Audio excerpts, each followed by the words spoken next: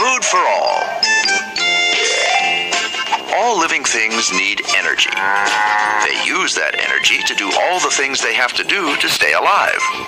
But not all living things get energy in the same way. Producers. An apple tree gets energy from the sun. Because it uses that energy to make food, an apple tree is called a producer. An apple tree makes or produces seeds and fruit.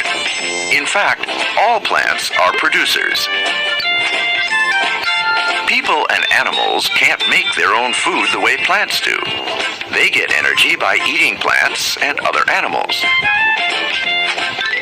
Consumers. People and animals are called consumers because consume is another word for eat. Herbivores. A cow is a consumer because it gets energy from chomping on grass and other plants. An animal that eats only plants is called an herbivore. Horses, elephants, and pandas are all herbivores. Carnivores. A lion is also a consumer. It gets energy by eating meat from other animals. An animal that eats mostly meat is called a carnivore.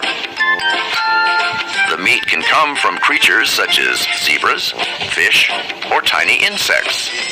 Seals, spiders, and frogs are all carnivores. Omnivores. A bear is a consumer too. It gets energy from eating fish and berries.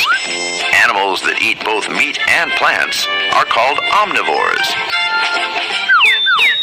Raccoons, people, and many birds are omnivores. When you eat a chicken dinner with green beans and potatoes, you're being an omnivore. Decomposers. Some living things, like worms, aren't producers or consumers. They get energy from dead things, like dried up leaves and animal poop. A worm is called a decomposer because it breaks things up into very tiny pieces. Flies, bacteria, and mushrooms are also decomposers. Decomposers might sound yucky, but they have important jobs. For one thing, they put nutrients into the soil. Plants need those nutrients to live. Decomposers also get rid of things like dead leaves. Otherwise, those leaves would soon pile up high into the sky. All living things get energy from somewhere. Producers get energy from the sun.